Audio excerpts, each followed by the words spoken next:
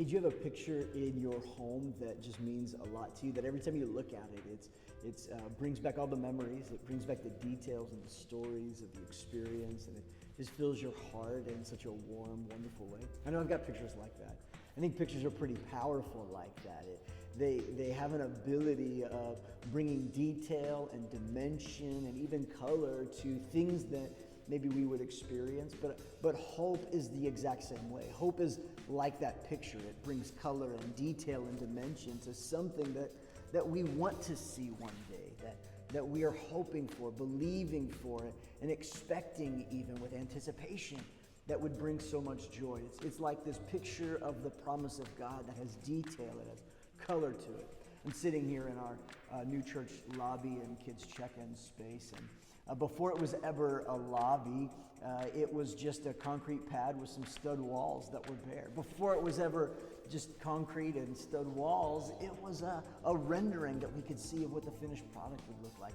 And before there was ever a rendering, we had a floor plan that had some detail and dimensions and heights and measurements to it.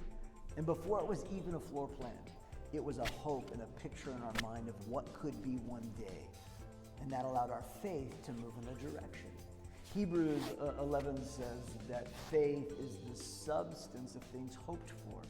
See, hope is that picture that you have in your mind. It's the details that give substance to faith. Allow faith to have something substantive to latch onto and move toward.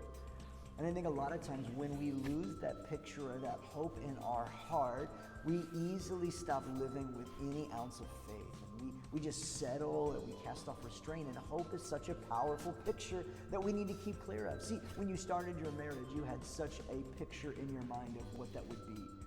But that may not be what you're experiencing now. And you feel like you've lost a little bit of that hope.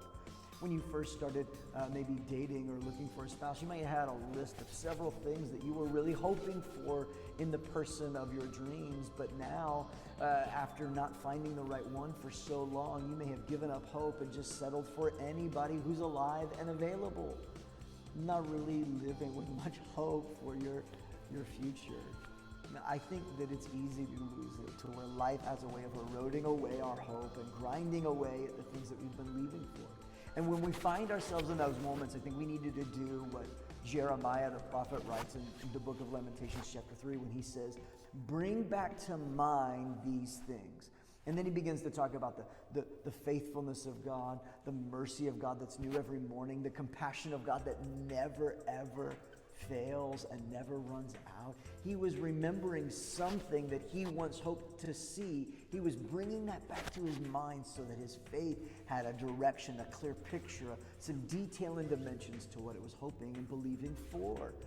I think you need to do that in your life. Go back to remember what it was like, or remember what you hoped for, that there would be laughter in your home.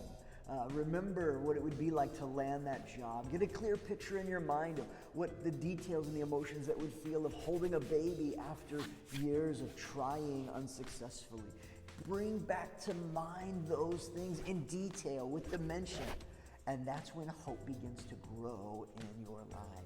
Hope can be restored in you if we can recall back to mind with color and dimension and detail the promises of God, the dreams that are in our hearts. And then hope is alive in you again. I hope this has kind of helped you have some faith and, well, hope for today. We'll see you again real soon.